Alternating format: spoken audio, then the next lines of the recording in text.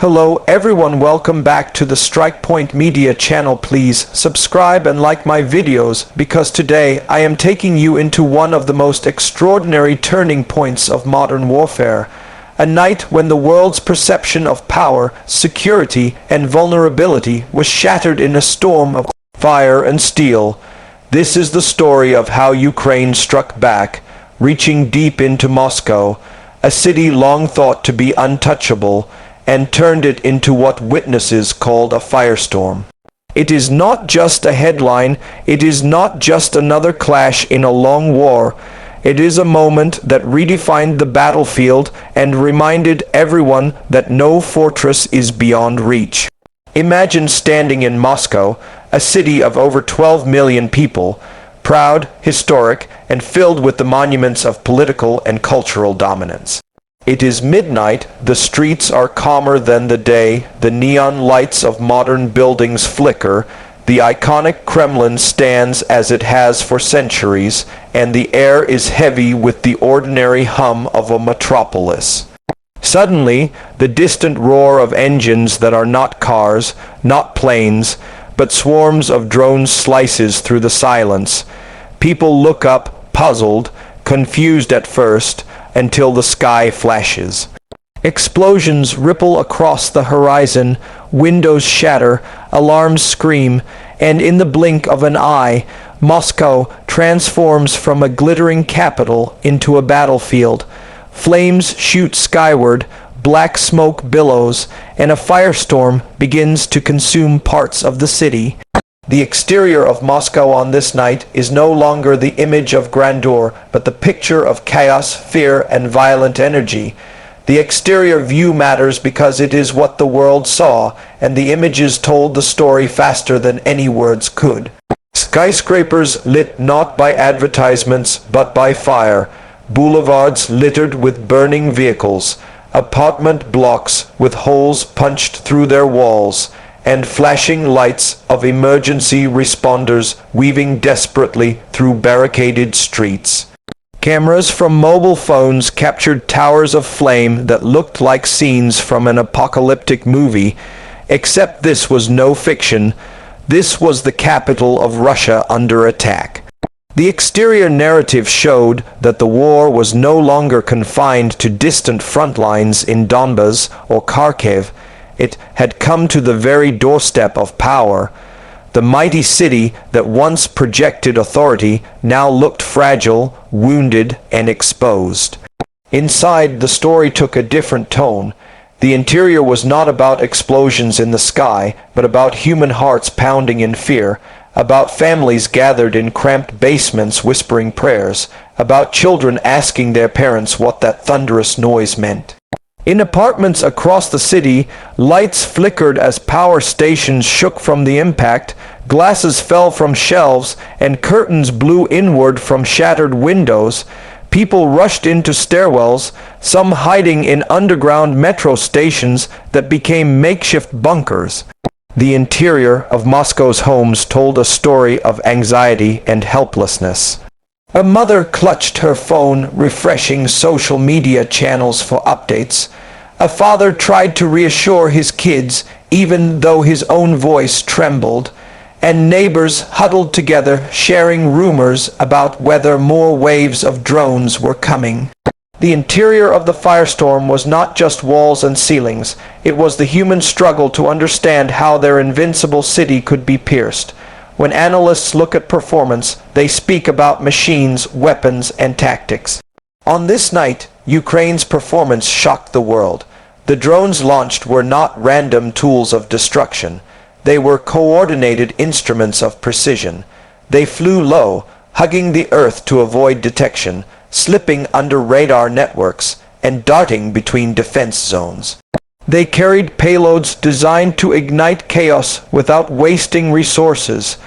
Their performance was not just about hitting targets, it was about endurance, stealth, and synchronization. Each drone became part of a choreographed dance of warfare, and together they turned the night sky into a theater of defiance. Military experts, watching from afar, admitted They had underestimated Ukraine's technological progress, because the performance was far beyond what a smaller nation, exhausted by months of war, was expected to achieve. The message was clear: determination and innovation could outperform sheer size and numbers. Of course, performance is only half the story. Safety features might sound ironic in the middle of destruction, but they matter greatly in the calculus of modern warfare. Ukraine did not unleash indiscriminate terror. Instead, they programmed flight paths to avoid maximum civilian concentrations, guiding drones towards strategic infrastructure, communication nodes, and military assets. Safety in this case meant control. Control of where the firestorm would fall and control of how the narrative would be shaped. The drones had built-in fail-safes, meaning they could be remotely shut down if misdirected, preventing unnecessary harm.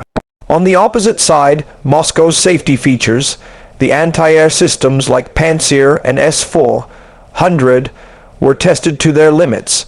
Bright streaks of interceptors lit up the sky, some finding their mark, but many others missing. The result was both a physical and psychological crack. If Moscow's famed defenses could be breached, what city in Russia was truly safe? The safety narrative showed that even billion-dollar shields could be pierced by determination and ingenuity. Now let us consider what makes this night unique, the selling points that turned it into more than just another clash of war. The first unique element was psychological impact. Moscow was supposed to be untouchable, the seat of power, the fortress of the Kremlin. By striking here, Ukraine did not just damage buildings, it damaged confidence. The second unique point was technological proof. Low-cost drones and missiles had managed to overcome a far more expensive, high-tech defense network. That changes the entire conversation about modern military balance. The third point was narrative control. For months, the global story painted Ukraine as the defender, the reactive side.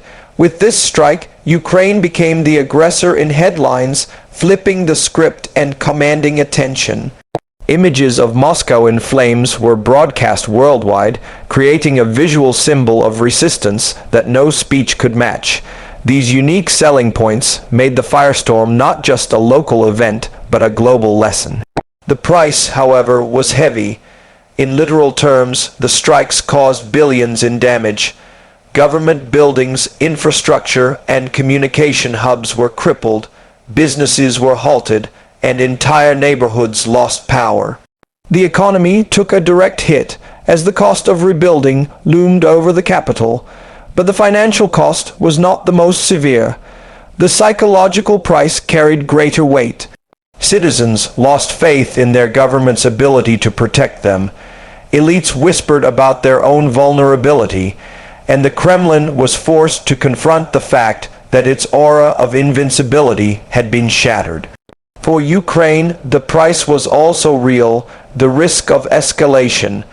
Every strike carried the danger of a stronger retaliation, of Russia responding with heavier missiles, of international critics warning about boundaries being crossed. Yet Ukraine calculated this carefully. The price of not striking back would have been higher, the price of appearing weak, of letting Moscow dictate the tempo of war. In the balance of cost and consequence, Ukraine chose fire over silence. As the dust settled, the conclusion grew clear. This was not simply an attack. It was not simply drones buzzing in the night or flames lighting up the Moscow skyline. It was a declaration. It was a reminder that war in the 21st century is no longer about who has the largest army, but about who has the sharpest strategy, the boldest will, and the ability to harness technology in creative ways. The exterior showed us a city transformed into a canvas of chaos. The interior revealed the fear, the trembling, and the resilience of ordinary people caught in the storm. The performance of Ukraine's drones demonstrated how small tools could yield outsized results. The safety mechanisms reminded us that even destruction can be calibrated with precision. The unique selling points shifted the global narrative, the price exposed the fragile cost of power, and the conclusion sealed itself into history. Moscow is no longer untouchable. For viewers around the world, watching through screens and headlines, this story is a warning and a lesson. It warns that cities once considered secure can become battlegrounds overnight. It teaches that innovation, not intimidation, can decide the future of conflicts. And it reminds us that history is not written in quiet pages, but in roaring skies, in blazing towers, and in firestorms that consume the night. Ukraine struck back, and the echo of that strike will resound not just in Moscow, but in every capital that believes itself immune to the reach of determination. This was the night the myth of invincibility burned, and the world will never see Moscow the same way again.